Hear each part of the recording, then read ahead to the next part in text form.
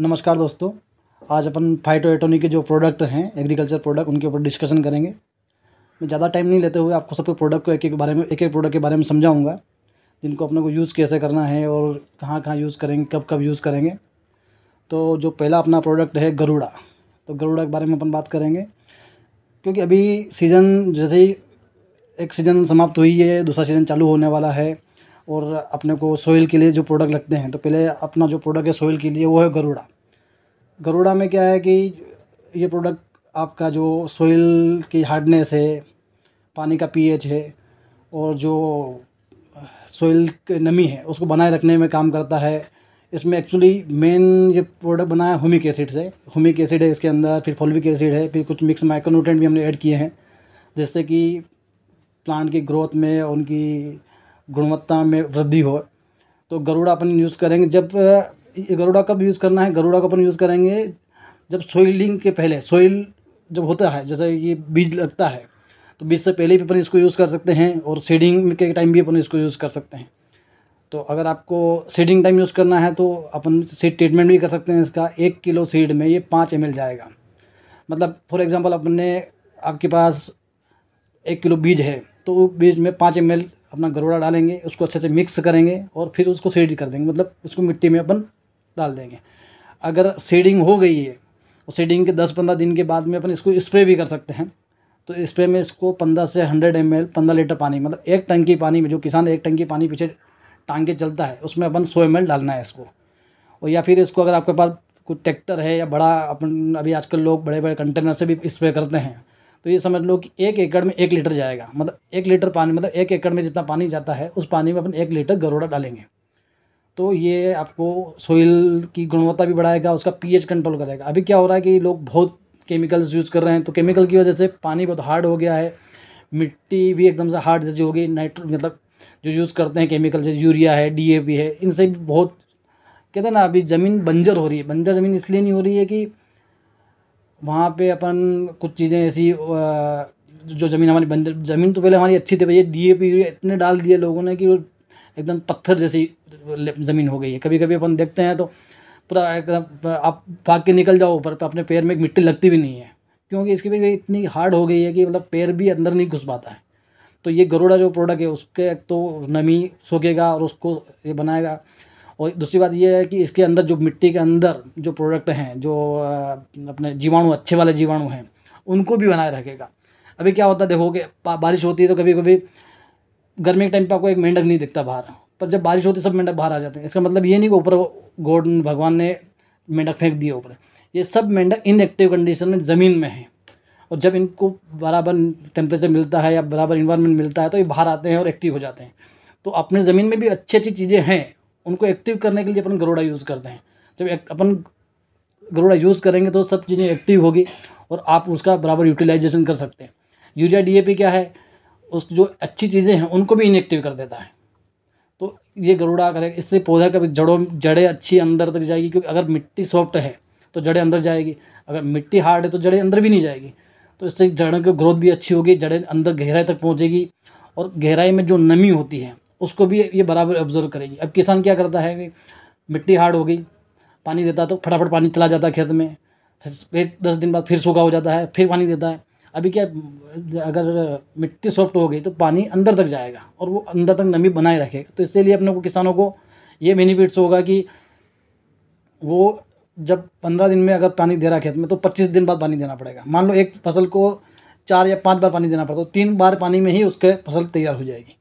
तो ये सब चीज़ें हैं, इसमें पोषक तत्व भी हैं, तो उसकी क्वालिटी, अपना पौधे की क्वालिटी भी इम्प्रूव करेगा, उसका साइज़ भी बढ़ाएगा, जड़ों में जो सफ़ेद दाग बाग हो जाता है उनको भी क्लियर करेगा, उनको मजबूती प्रदान करेगा। तो गरुड़ा का काम मेन ये है। इसको सीड ट्रीटमेंट में भी काम कर सकते हो आप, और ऐसे स्प्रे में भी यूज़ कर सकते हो। और अपन आज भी जिसको मैंने ट्रीटमेंट किया, जो हमारी R&D में ट्रीटमेंट हुआ था, उसका फ़ोटो हमने शेयर किए हैं यहाँ पे। तो आप देख सकते हो कि जिसमें जिसमें ट्रीटमेंट हुआ है उसके रूट का डेवलपमेंट देखो आप, कितना रूट डेवलपमेंट हुआ है, और जिसका ट्रीटमेंट नहीं हुआ है उसका कंडीशन देखो।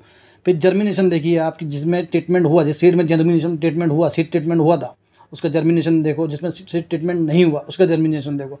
तो ये डिफरेंस है कि आप गरुड़ा यूज़ करने में क्या डिफरेंस आता है, और अगर कुछ केमिकल अपन यूज़ करते हैं तो क्या क्या डिफरेंस है, ये आप इजीली देख सकते हो। और ये कम से कम हमने ये सभी फसलों में किया हुआ है। टोटल हमने 63 सीड्स के ऊपर ये ट्रीटमेंट करके ये R&D से ये लास्ट में आपको रिपोर्ट जनरेट किया है। तो ये अपना ये हो गया गरुड़ा। अब गरुड़ा के बाद में अभी क्या फसल 15-20 दिन बड़ा हो गया है, ठीक है, या फिर फ्रूटिंग स्टेज आ गया है, मतलब फ्रूट्स आने लगे हैं। तो उसमें फ्रूट्स के लिए क्या होता है कि फ्रूट्स में कभी कभी क्या, फ्रूट्स तो बहुत दिखते हैं, किसान खेत में जाता है तो एकदम से उसको अरे भाई तो फ्रूट्स हो रहे हैं, मज़ा आ जाएगा अभी तो। पर क्या वो थोड़े टाइम के बाद इन्वायरमेंटल कंडीशन की वजह से या कुछ इसे इशू के वो फूल गिरने चालू हो जाते हैं, और अंत में उसको किसान को जहाँ पे मैक्सिमम फ्रूट दिख रहे हैं, एक पौधे 25 या 30 फ्रूट दिख रहे थे तो वहाँ पे उसको 5 फ्रूट मिलते हैं, तो उसका आउटपुट जीरो हो जाता है। तो उनको एकदम से ये लगता है कि अरे ये क्या हो गया। अभी जैसे कोरोना वायरस हुआ, तो कोरोना वायरस में क्या आदमी एकदम से जो दिखता रहे हेल्दी दिखता है, पर उसको कोरोना हो गया तो 2 दिन बाद भी उसको सलट गया वो। तो इसका मतलब ये है कि आप सलट गया मतलब कि वो उसके वीकनेस आ गई उसमें। इस तरह आपने प्लांट में देखो, ये एक एनिमल, प्लांट और मतलब अपन इंसान, जो तीनों चीज़ों को अपन कंपेयर करते हैं, सब में हर चीज़ें सेम ही होती है। ऐसा कोई अलग नहीं चीज़ होती है कि अपन इसमें कुछ अलग सोचें। जहाँ हमको पैरासिटामोल लगती है, एनिमल को भी फीवर आता है, उसको भी लगता है। इस तरह अपने प्लांट में भी फीवर आता है, उनको भी ट्रीटमेंट करना पड़ता है। तो ये फ्रूटिंग में क्या होता है कि फ्रूटिंग की वजह से उनके पास न्यूट्रिएंट की कमी हो जाती है, या कुछ ऐसे डिसीज़ उन पर उस समय अटैक कर, जैसे कि अभी ठंडी का मौसम है, अगर फ्रूटिंग आ गया और ठंडी गिर गई तो वो भी फ्रूट जल जाते हैं, वो गिर जाते हैं। तो अपन सल्फा यूज़ करेंगे उसमें। सल्फा जो आप प्रोडक्ट है ये सीवीड बेस्ड प्रोडक्ट है। सीवीड मतलब समुद्री शैवाल बोलते हैं उसको। तो ये R&D में इसको अपन समुद्री शैवाल को किण्वन, मतलब जैसे कि फर्मेंटेशन प्रोसेस होती है, फर्मेंटेशन से ये इसको अलग किया हुआ है, इसका एक्सट्रैक्ट निकाला हुआ है, और इस एक्सट्रैक्ट को अपन ने इस प्रोडक्ट में डाला हुआ है। तो ये प्रोडक्ट उस फ्रूटिंग जो है, फ्रूट जो गिरना है, ड्रॉपिंग है, उसका साइज़ छोटा हो जाना है, शाइनिंग नहीं होता है, ये सब चीज़ों को वो क्लियर मतलब अच्छा बनाएगा। ये भी अपने पास 1 लीटर में उपलब्ध हैं, और इसका भी डोज सेम है। अगर आप इसको एकड़ में डालना है तो इसको 1 लीटर एकड़ में डालिए, और अगर इसको पंप में डालना है 15 लीटर पानी में, तो इसको 100 ml 15 लीटर पानी में ये जाएगा। इसकी खुराक ये रहेगी, ठीक है। और सल्फ़ा को कभी यूज़ करना, सल्फ़ा जब फ्रूट बनना चालू हो जाए, जब फूल आने के बाद में जब फ्रूटिंग आती है, जब फल बनता है, उस समय आपको यूज़ करना है। तो इसका आपको रिजल्ट आउटपुट अच्छा मिलेगा। वनस्पति का विकास मतलब जब पौधे का विकास हो रहा है, फूल आने की अवस्था है, फल विकास और फल की साइज बढ़ रही है, उस समय अपन यूज़ करेंगे तो इसका अपन बराबर आउटपुट ले पाएंगे। मैंने इसमें लाभ भी दिखाया कि प्रारंभिक अंकुरन, जोरदार अंकुरन, विकास, ये सब चीज़ें भी करता है। जड़ में विकास करता है। माइक्रोबियल गतिविधि, मतलब जैसे कि माइक्रोबियल गतिविधि क्या होती है कि कुछ बच्चे ऐसे होते हैं जो खाना बहुत खाते हैं पर वो एज ए ग्रोथ नहीं हो पाती उनकी। उनका रीज़न क्या है, उनकी जो अंदर के मेटाबॉलिज्म है, जो अपना पाचन क्रिया है, वो बहुत स्लो होती है, या फिर वो जो न्यूट्रिएंट लेना चाहते हैं वो ले नहीं पाते हैं। इसी तरह पौधों में भी वो मेटाबॉलिज्म कमज़ोर होता है। तो ये मेटाबॉलिज्म है ना, ये बढ़ाता है, अच्छी करता है, जिससे कि फलों की साइज़ बढ़ती है, फलों का आकार अच्छा होता है, फलों का वज़न बढ़ता है। तो ये सल्फा प्रोडक्ट के है। जैसे फोटोसिंथेसिस, अभी जैसे हम खाना खाते हैं, अन्न खाते हैं, उस तरह से पौधे का फोटोसिंथेसिस करते हैं, मतलब प्रकाश संश्लेषण क्रिया करते हैं, जिससे कि उनको फ्रूट मिलता है और फल का साइज़ इंक्रीज होता है, उनकी शाइनिंग आती है। तो ये फोटोसिंथेसिस फास्ट करता है सल्फा। तो फास्ट होगी, अगर फोटोसिंथेसिस फास्ट होगी तो ऑटोमेटिक प्लांट की ग्रोथ भी होगी और फल की साइज़ भी बढ़ेगी। तो ये हो गया फोटोसिंथेसिस इसका अपना सल्फा के बारे में। अब फ्रूटिंग हो गया। अब फ्लावरिंग स्टेज में अगर डालना है तो अपने पास जो प्रोडक्ट है फ्लावर के लिए, वो है अपने पास है फ्लावर पावर। यही सेम कंडीशन है, इसी में भी ये होता है कि जैसे फ्रूट में क्या होता है कि फ्रूट बन रहा है, फ्रूट ड्रॉप हो जाते हैं, कभी कभी फूल बनता है, फूल भी ड्रॉप हो जाते हैं। बहुत सारे फूल दिखते हैं अपने को, फूल ड्रॉप हो जाते हैं, और फूल अगर ड्रॉप हो गए तो फल तो बनेगा ही नहीं। तो अपने को जब अपन फल को ही मजबूत बना देंगे तो फ्रूट गिरने के चांसेस बहुत कम हो जाएंगे। और फ्रूट गिरता भी है तो अपने पास सल्फा है। तो अपन फ्रूट जब बनता है, फूल जो बनता है, उस समय अपन यूज़ करेंगे फ्लावर पावर। फ्लावर पावर में क्या हुमिक है, जो अब मैंने आपको बताया था, गरुड़ा में भी हुमिक है और इसमें भी हुमिक है। ये रूट में भी डेवलप करेगा और इसमें भी। फिर इसमें एमिनो है। एमिनो जो है, जो ये अपना ग्रीनरी के लिए काम करेगा और फोटोसिंथेसिस फास्ट करेगा। इसमें सीवीड भी है, सीवीड एक्सट्रैक्ट, जो सीवीड एक्सट्रैक्ट इसमें अभी था अपने पास, इसमें सल्फा में भी था। तो सीवीड भी है इसमें, कि ये फोटोसिंथेसिस फास्ट करने के लिए काम आएगा। और फोलिक एसिड भी है। अगर इवन फोलिक एसिड की टेबलेट्स एक प्रेग्नेंट लेडीज़ को भी दी जाती है। तो उसी तरह से ये जो प्लांट की स्थिति ये समझ लो कि वो प्रेग्नेंट जैसी कंडीशन हुई कि मतलब फूल बना, अभी फल बनने वाला है, तो अपन फॉलिक एसिड देते हैं, तो उसमें ग्रोथ और शाइनिंग और फल का साइज़ बढ़ेगा, फल अच्छे आएंगे, उसके लिए अपन फॉलिक एसिड उसमें ऐड करते हैं। तो प्लांट में भी अपन फॉलिक एसिड ऐड करते हैं, फॉलिक देते हैं उसको, तो उसकी ग्रोथ अच्छी हो, उसमें कोई न्यूट्रिएंट की कमी नहीं हो। और इसका जो उपयोग है वो भी अपन सेम सब, अभी मैं आपको बताऊँ जितने भी अपने प्रोडक्ट हैं सबको 1 लीटर में अपन ने बनाए हैं, सबका डोज 1 लीटर 1 एकड़ के लिए है, और पंप में यूज़ करना है 15 लीटर पानी में, तो 100 ml देना है इसको। और इसकी ये फूल की अवस्था में देना है अपना, फूल जो फूल आने लग जाए या फूल आने की कंडीशन, जैसे कि कली बन रही है उसमें, ठीक है, जैसे कली का दूसरा चरण है, उस समय पे अपन इसको यूज़ कर सकते हैं। तो ये आपको 15 से 20% वृद्धि करेगा जो अपना फल है। अगर फल ज़्यादा है, फूल ज़्यादा है तो फल तो ऑटोमेटिक ज़्यादा आएंगे, तो अपने को फूल गिरने नहीं देना है, और फल की फल इंक्रीज हो जाएंगे उससे, तो फूल जितने ज़्यादा होंगे उतने फल अपने पास बनेंगे। तो ये है फ्लावर पावर के बारे में। मैंने इसमें दे रखा है कि ये क्या क्या फ्लावर पावर कहाँ कहाँ कलियों की किस समय वृद्धि करता है, ये आप तो लिटरेचर पढ़ सकते हो उसमें। फ्लावर का उपयोग पानी पोषक तत्वों की जो करता है, उच्च बीज उपचरण में भी काम करता है, ये सब चीज़ें हैं इसमें। ये भी अपना जो फलों को गिरने में काम, साइटोकाइनिन वाइनिन प्रोसेस है उसको भी अच्छी बढ़ाता है। अब इसके बाद में आया देखो न्यूट्रा ग्रो। अभी अपन ने फर्स्ट अपना गरुड़ा पढ़ा, गरुड़ा इनिशियल चीज़ों को काम करता है, फिर फ्लावर पावर जो फूल बनता है उसमें यूज़ कर, फ्लावर पावर यूज़ करने का, फिर फ्रूट बनता है तो सल्फा यूज़ करने का है। तो कभी कभी इनमें भी क्या है, ये एज ए स्पेशलाइज प्रोडक्ट है। जैसे कि आपको सर्दी हुआ तो सर्दी के लिए प्रोडक्ट दे दिया, आपको बुखार हुआ तो बुखार के लिए प्रोडक्ट दे दिया, फिर आपको कुछ अलग डिसीज हुआ तो उसके लिए प्रोडक्ट दे दिया।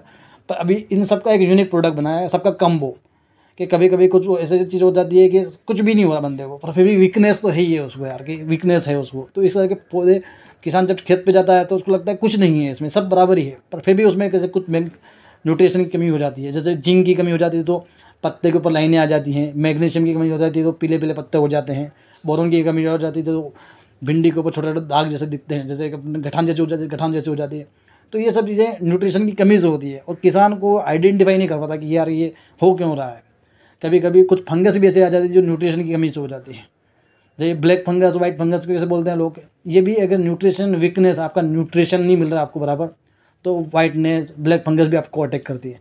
तो अपन ने ये समझ लो कि ये एक कम्बो बना दिया है, ये इसमें सब न्यूट्रिएंट अपन ने डाल दिए हैं, zinc, magnesium, boron, ferrous, copper, magnesium, manganese, समुद्री शैवाल भी उसमें ऐड कर दिया है।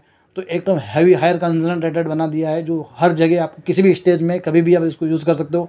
जब आपको लगे कि यार मेरे को पौधे में वीकनेस जैसा दिख रहा है, या फिर आपको लगे चलो ठीक है इसमें कुछ आउटपुट इंक्रीज करना है, तो अपन न्यूट्रा ग्रो दे देंगे। तो न्यूट्रा ग्रो का है काम ये है कि ये किसी भी स्टेज में कभी भी आप यूज़ कर सकते हो। इसके भी ये भी 1 लीटर में अवेलेबल है, और 1 लीटर 1 एकड़ में जाएगा। इसको 100 ml अगर पंप में डालना है तो 100 ml डालना है आपको, 100। ये आप एक चीज़ ध्यान रखिए कि ये डोज जो है वो इम्पोर्टेंट है। कभी कभी किसान क्या डोज में कंफ्यूज ज़्यादा हो जाता है कि अरे इसको कितना डालना, उतना उसको कितना, तो आप ये समझ लो कि जो भी अपने पास 1 लीटर वाले प्रोडक्ट हैं वो 1 लीटर 1 एकड़ में जाएगा। और ये सभी फसलों में अपन यूज़ कर सकते हैं। अभी देखो अभी एमपी में चलने वाला है अपना लहसुन, प्याज, ये सब चलेगा, फिर अफीम भी चलेगा उधर। अफीम में तो ये इसका बहुत शानदार रिजल्ट है जो अपने R&D में टेस्टेड हुए हैं। ये प्रोडक्ट न्यूट्रा ग्रो ही ऐसा एक प्रोडक्ट है जो अफीम में भी अपने डेमो करवाए हैं, और इसका रिजल्ट शानदार मिला है अफीम में। तो ठीक है, क्योंकि अफीम में सबसे ज़्यादा, अफीम को किसान अपने बच्चे से भी ज़्यादा प्रेम करता है यहाँ पे, मतलब अपने देश में किसान, क्योंकि ऐसी कोई फसल नहीं है जो छोटी जगह में सबसे मैक्सिमम आउटपुट दे सकें, और अफीम ही वैसी चीज़ है। अभी अगर किसान के बच्चों को कोई तकलीफ हुई तो वो तकलीफ है, तो उसके लिए अपने को ऐसा प्रोडक्ट बनाया अपन ने कि उसको किसान को जैसे डाले खेत में तो उसको 15 डेज़ में रिजल्ट मिले, और रिजल्ट भी पॉजिटिव मिले, ठीक है। तो ये जो न्यूट्रा ग्रो है ये आपने कम से कम इसका डेमो कम से कम 150 से 200 किसानों के ऊपर किया है, मतलब खेतों में किया है, और सबके खेतों के ऊपर अपन ने एक शील्ड लगाया फाइटोएटोनिक का कि ये हमने यहाँ डेमो किया, यहाँ डेमो किया, यहाँ डेमो किया है। तो उसके बाद उसका आउटपुट दिया, किसानों ने सामने से बोला है। नेक्स्ट वीडियो में हो सके तो हम उन किसानों से बात करेंगे, तो आपसे उनका इंट्रोड्यूस भी करवाएंगे, और उनको कैसा एक्सपीरियंस रहा न्यूट्रा ग्रो का वो भी आपको बताएंगे कि न्यूट्रा ग्रो में क्या पॉजिटिविटी मिला उनको, न्यूट्रा ग्रो ग्रोथ कैसा करता है, ठीक है। इसमें मैंने आपको स्लाइड में बता भी दिया है कि न्यूट्रा ग्रो जाइमोसिस प्रक्रिया है, जैसे इसमें पोषक सुरक्षा, मृदा सुधार, ये तीनों काम करता है, और न्यूट्रा ही है इसमें। तो ये इसके ऊपर बना हुआ है। ये रोगों से, ये इसमें न्यूट्रिएंट है तो ये रोगों से लड़ने की शक्ति भी पैदा करता है। जैसे अभी अफीम में क्या, अफीम बहुत सेंसिटिव क्रॉप है, मैं क्या बोला हूँ कि बच्चे, छोटे बच्चे की तरफ किसान इसको रखता है। तो अभी ठंडी में अगर ठंडी ज़्यादा हो गई, तो अगर ठंडी ज़्यादा भी गिरती है तो फसल ख़राब हो जाती है। तो न्यूट्रा का जब अपने यूज़ करेंगे ना, तो अगर ठंडी कितनी भी हैवी है, कितना भी बोलते झाड़ा गिरे, ठंडी गिरे, तो भी अपना पौधे जलेगा नहीं, उसकी पत्तियाँ काली नहीं पड़ेगी। इसके लिए न्यूट्रा ग्रो अपने डेवलप किया। ये स्पेशली उन पौधों उनके लिए है कि जिनको किसी न्यूट्रिएंट की कमी हो, या कोई ऐसा फसल हो जो बहुत सेंसिटिव है, जिसमें किसान किसी के ऊपर भरोसा नहीं करता कि ये दोगे नहीं, दो वो दोगे नहीं। तो इसको अपन ने अफीम में डेमो किए, लहसुन प्याज में भी डेमो किए हुए हैं। उनका साइज़ बढ़ाएगा, उनको जो भी न्यूट्रिशन की कमी है वो सब प्रोवाइड करेगा। तो जो रोग आने वाले हैं, जो प्रिवेंटिव अपन ने इसको, जो कीड़े लगते हैं प्रिवेंटिव में भी ये काम करेगा आपको। तो अच्छा प्रोडक्ट है और सब न्यूट्रिएंट्स इसमें अवेलेबल रहेंगे। अब इसके बाद अपना मार्फोसिस आ गया है। अभी जब मैंने आपको स्टार्टिंग मार्फोसिस इसका बताया था, गरुड़ा का बताया था, फिर आपने फ्लावर पावर का बताया था, फिर फ्रूटिंग वाला बताया, फिर मैंने न्यूट्रा वाला बताया। अब मार्फोसिस में क्या है कि ये बायोस्टिमुलेंट है, और ये जो किण्वन प्रतिक्रिया से, जो मतलब फर्मेंटेशन प्रोसेस से बना प्रोडक्ट है। इसमें अभी अपन ने सुधार किया, रूट में डेवलप कर लिया है, फल का के लिए प्रोडक्ट देख लिया है, फ्रूट के लिए देख लिया है, और जो भी बाकी अगर छोटी मोटी कमियाँ आती तो अपना न्यूट्रा ग्रो अपन दिया है। पर अभी अपन ने स्टेम के लिए कुछ देखा नहीं, मतलब तनाई के लिए। तने में क्या होता है कि तने में कुछ ऐसे रोग हो जाते हैं। कभी कभी आपने देखा होगा, तने को ऐसे तोड़ते तो अंदर से काला काला तना निकलता है। अगर अपना गन्ने में जाते हैं तो गन्ने में भी काला तना हो जाता है। लोग बोलते हैं अरे ये क्या है, ये क्या सब, वो एक्चुअली एक फंगस टाइप लग जाता है उसमें। और जड़े में कभी कभी आप तने पर देखो वाइट वाइट फंगस भी दिखती है। तो ये जो अपन बायोस्टिमुलेंट है मार्फोसिस, ये तने को मजबूत करेगा, और जो लिप्स है, लिप्स को जो ग्रोथ है वो भी बढ़ाएगा। तना अगर मजबूत रहेगा तो वो जो जड़ें उसको न्यूट्रिएंट्स देगी, वो न्यूट्रिएंट तना इजीली फ्रूट को पहुंचाएगा, और फ्रूट और फल की साइज़ बढ़ेगी। तो ये अपना मार्फोसिस है, ये तने में अच्छा काम करेगा, जो इसका फल का मतलब पौधे का साइज़ बढ़ाएगा, तने की भी साइज़ बढ़ाएगा। अगर आप गन्ना जैसा कोई है, तो गन्ने का आउटपुट ही क्या है, गन्ने का तो आउटपुट तना ही है। तो तने की साइज़ भी बढ़ाएगा। दूसरे भी फसल में अपन डालेंगे, तो जैसे कुछ फसलें क्या होती है, बड़ी हो जाती है पर वो गिर जाती है, खेत में ही गिर जाती है, जैसे वो सो गई समझ लो। तो इनको वो तना मजबूत करेगा, तो ऑटोमेटिक वो ये इशू आएगा ही नहीं कि आपके फसल के फ्रूट ज़्यादा हो गए तो मतलब प्लांट टूट के नीचे गिर गया है। तो ये तने को बहुत मजबूत करेगा, और तने का जितना तना मजबूत रहेगा उतना पौधा स्टेबल रहेगा, और उसमें जितने भी फ्रूट है कैपेसिटी वो मैक्सिमम यूटिलाइजेशन हो पाएगा। तो मार्फोसिस ये भी बताऊँ आपको, ये 1 लीटर में है, इसका डोज भी सब सेम है। इसमें एमिनो एसिड्स भी जो 20 एमिनो एसिड वो भी अपन ने ऐड किए हुए हैं, और जो सीविड है वो भी है। तो ये सब चीज़ें मैंने आपको एक एक बताया कि समुद्री शैवाल का वर्क कैसा है। जैसे इसमें डाला हुआ है मतलब सीविड एक्सट्रैक्ट समुद्री शैवाल, तो उसका क्या वर्कआउट है वो अपने पीपीटी में लिखा है। एमिनो एसिड का जो है कंपोजिशन बना है। एमिनो एसिड भी ये नहीं है कि अपन ने एक इसमें L amino acid, M amino acid, लिट्रेसिन, ये सब अपन ने डाले हुए हैं, और उनका यूज़ जो प्रॉपर परसेंटेज है वो डाला हुआ है। तो इससे आपको बराबर आउटपुट मिले। साइटोकाइनिन भी है इसके अंदर, ऑक्सोलिन भी है, एंजाइम्स भी हैं इस प्रोडक्ट में। एमिनो एसिड की आप आपको देख सकते हैं, एमिनो एसिड की क्या इसमें रहेगा, सूक्ष्म माइक्रोन्यूट्रिएंट भी है इसमें, और इसके क्या बेनिफिट्स है, तो वो बेनिफिट्स मैंने इसमें डाले हुए हैं। पर इसका डोज ये ध्यान रखेंगे, ये 100 ml जाएगा 15 लीटर पानी में। अभी आपको बता दूं कि ये सब प्रोडक्ट हुए अपने 4 प्रोडक्ट या 5 प्रोडक्ट अपन डिस्कशन किया है। ये सब प्रोडक्ट हैं ग्रोथ के लिए हैं, कुछ फ्रूटिंग के लिए, कुछ फ्लावरिंग के लिए, कुछ प्लांट ग्रोथ के लिए, कुछ न्यूट्रिशन की कमी होती है उसके लिए। देखो ऐसा है कि मार्केट में ये सब तरह के प्रोडक्ट अभी भी अवेलेबल हैं। ऐसा नहीं है कि ये प्रोडक्ट हमने बनाया तो कहीं है नहीं, ये सब प्रोडक्ट मार्केट में अवेलेबल है। पर क्या होता है कि जैसे आयुर्वेद है, आयुर्वेद में बाबा रामदेव भी आके बोलता है कि अरे लौंग खा लो तो लौंग से आप ये सर्दी ठीक हो जाएगी। कोई बोलता है ये खा लो तो ओट से ठीक हो जाएगा। कभी बोलता है ये गुलेटी फुलेटी है, ये खा लो तो इससे आपको बुखार नहीं आएगा। देखो आयुर्वेद और ऑर्गेनिक प्रोडक्ट में एक ही चीज़ बता दूँ कॉमन है। इसमें इम्पोर्टेंट ये होता है कि आप प्रोडक्ट को बना कैसे रहे हो। तुलसी है तो तुलसी के एक्सट्रैक्ट को कितना टाइम तक उसको गर्म रख रहे हो, उसको कितना परसेंटेज मिलाना है, उसको कितना परसेंट में घोलना है, ये सब इम्पोर्टेंट होता है। अभी ऐसा नहीं है कि आप नीम की पत्ती खा रहे हो तो नीम का पत्ती आपको बेनिफिट्स करेगा ही करेगा। नीम को भी एक परसेंटेज में आपको मिलाना है, लौंग को भी 1% मिलाना है, अदरक को भी 1% मिलाना है। तो इन चीज़ों को एक रेशो में मिलाओगे, परफेक्ट रेशो में, और परफेक्ट रेशो से बनाओगे तो ही आपको ईजी आउटपुट मिलेगा। नहीं तो लोग बोलते हैं हल्दी पी लो, हल्दी पी लो। अरे हल्दी पी लोगे तो हल्दी से साइड इफेक्ट होना, आपकी चमड़ी में ईचिंग चालू हो जाएगी। ये आपको मानी मालूम बता दूँ, अगर जो लोग ज़्यादा हल्दी खा लेते हैं उनको इचिंग चालू हो जाती है स्किन में। तो आयुर्वेद भी यही कहता है कि आप सब चीज़ें करो, पर उसको एग्जैक्ट परसेंटेज में, या कोई गाइड करने वाला हो जो इस फील्ड में हो, तो उसका एडवाइस लेके ही करो। ऐसा नहीं कि आप अपने घर पे कुछ भी कर रहे हो।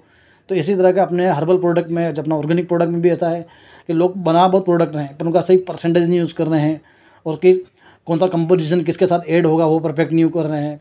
कोई लोग फॉलविक को ऐड कर देते हैं माइक्रोन्यूट्रिएंट में, तो फॉलविक माइक्रोन्यूट्रिएंट में ऐड नहीं होता है क्योंकि वो गैस बना देता है, बॉटल फट जाता है। तो ये सब परसेंटेज और ये सब एक बड़ी बड़ी R&D होने के बाद ही हमने कुछ प्रोडक्ट डेवलप किए हैं। तो इसलिए ऐसा नहीं है कि जो प्रोडक्ट कुछ मार्केट में है उनको ही देख कर लिए हैं, उनको सही कंपोजिशन में, सही परसेंटेज में ऐड किए हैं और जिनसे मैक्सिमम आउटपुट मिल सके। तो इसके लिए अपन, जैसे डॉक्टर आपको 4-5 टैबलेट देता है तो बोलता है पहले ये टैबलेट लो, फिर शाम को ये टैबलेट लेना, फिर ये टैबलेट, तो उसको क्या है, उसको मालूम है कि सर्दी के बाद हो जाएगा, सर्दी के बाद में इसको फीवर अटैक करेगा तो अपन ये देंगे। तो कभी कभी उसी हिसाब से अपन प्रोडक्ट वैसे तो बनाए हैं कि पहले आप यूज़ करो फिर सेकंड यूज़ करो तो आपको मैक्सिमम आउटपुट मिले। नहीं तो सब प्रोडक्ट मिक्स करके डालोगे तो कोई नुकसान नहीं है, पर आपको सही टाइम पे सही प्रोडक्ट यूज़ करना, सही टाइम पे सही चीज़ यूज़ करना, वो आना ज़रूरी है। अभी अपन देखो ये तो ऑर्गेनिक प्रोडक्ट के बारे में बात हो गया। अभी NPK के बारे में, NPK भी ऑर्गेनिक प्रोडक्ट ही है पूरा तीनों। अभी क्या जो यूरिया आ रहा है, यूरिया से क्या है, ज़मीन बहुत हार्ड हो रही है। NPK भी आ रहे हैं 19 NPK जो भी परसेंटेज में आ रहे हैं मार्केट में, इनसे ज़मीन बहुत हार्ड हो रही है। तो अपने को क्या है कि अभी ऑर्गेनिक की ओर जो है, ऑर्गेनिक NPK मार्केट में सब बोल रहे थे कि सब ऑर्गेनिक लेके आओ, ऑर्गेनिक लेके आओ। तो अपन ने ऑर्गेनिक कुछ प्रोडक्ट बनाए हैं NPK में। तो इसमें सब में 20% NPK रहेगा। इसमें नाइट्रोजन, फास्फोरस और पोटास तीनों का एक कंपोजिशन में अलग अलग बनाया है, ऐसा नहीं है मिक्स नहीं है। एक लीटर बोतल में 19 नाइट्रोजन रहेगा, दूसरे बोतल में फास्फोरस रहेगा और तीसरे में पोटास रहेगा। ये तीनों बोतल अलग अलग है, ये 1 लीटर में, और ये भी 1 लीटर 1 एकड़ में जाएगा। वैसे आप नाइट्रोजन NPK क्या जानती हो, फिर भी मैंने इसमें दिया है कि ये नाइट्रोजन क्या वर्क करेगा, जड़ों को मजबूत करता है नाइट्रोजन, नई पत्तियाँ आने में मदद करता है, क्लोरोफिल बढ़ाता है, ये सब चीज़ों में जो नाइट्रोजन आप जानते ही हो। बस जो नाइट्रोजन केमिकल काम कर रहा था वही अपना ऑर्गेनिक वाला काम करेगा। पर यह है कि इसको थोड़ा आपको वर्क में लेके आना पड़ेगा, क्योंकि जब आप केमिकल यूज़ कर रहे हो तो तुरंत ऑर्गेनिक जितना आउटपुट नहीं दे पाता है। पर ये मैक्सिमम अगर आप 1-2 बार यूज़ किए इसको, तो आपको जो आपको केमिकल से आउटपुट मिल रहा था वही आपको ऑर्गेनिक से आउटपुट मिलेगा। तो ये नाइट्रोजन अपना है 1 लीटर पैकिंग में है और 1 लीटर 1 एकड़ में जाएगा। इसी तरह ये फास्फोरस जो है ये भी 1 लीटर पैकिंग में है और ये 1 एकड़ में जाएगा। इसी तरह से अपन पोटेशियम, ये भी 1 लीटर में 1 लीटर इसमें जाएगा। ये सब प्रोडक्ट हैं अपने। इसमें अब मैं आपको एक चार्ट भी बना रखा है, नाइट्रोजन कैसे ग्रीनरी करता है, प्लांट कैसे अपटेक करता है, फास्फोरस कैसे यूज़ करता है, और पोटेशियम क्या क्या पर्पस है, ये आप जानती होंगे। फिर भी आप एक बार ये स्लाइड गो थ्रू करोगे तो आपको आइडिया आ जाएगा। इसके अलावा भी कुछ इशू हो तो आप मेरे को डालिए, इसमें मैं आपको वो रिजोल्व कर दूँगा। तो अभी ऑर्गेनिक के प्रोडक्ट के अपन ने डिस्कशन किया है, ये सब प्रोडक्ट थे और अपने ग्रोथ के बारे में। अगले सेशन में अपन पेस्टिसाइड वाले जो ऑर्गेनिक पेस्टिसाइड प्रोडक्ट हैं, इंसेक्टिसाइड प्रोडक्ट हैं या फिर फंगीसाइड प्रोडक्ट हैं, वायरस वाले प्रोडक्ट हैं, उनका डिस्कशन करेंगे। अगर इसके अलावा भी आपको कुछ डाउट हो तो मेरे को लिखो, इसमें मैं आपका डाउट को रिजॉल्व करेंगे। और एक चीज़ ये ध्यान रखिएगा कि प्रोडक्ट को प्रॉपर यूज़ कीजिएगा। ऐसा नहीं है कि प्रॉपर यूज़, कभी कभी क्या होता है आपने प्रोडक्ट यूज़ किए हैं, उसका आउटपुट लेने नहीं गए, आउटपुट देखा नहीं आपने, तो प्रोडक्ट का यूज़ नहीं होता। आप प्रॉपर उसको यूज़ करवाइए और उसका आउटपुट लीजिए। उसके अलावा भी अगर आपकी ओर से कोई सजेशन हो कि सर ये प्रोडक्ट में ऐसा कुछ कर सकते हैं या फिर इसको कुछ चेंजेस करना है या फिर इसमें ऐसा कुछ हो सकता है, तो वो भी अपन करने के लिए तैयार हैं। ठीक है, तो थैंक यू। अगर आपको इसमें कुछ हो तो मेरे को कॉल कीजिएगा, मेरा नंबर दिया हुआ है इसमें, या फिर अपना 528 में किसी भी जो कस्टमर केयर नंबर है वहाँ कॉल कीजिएगा, तो आपको कुछ इशू हो तो वो रिजॉल्व करेंगे। Okay, thank you very much.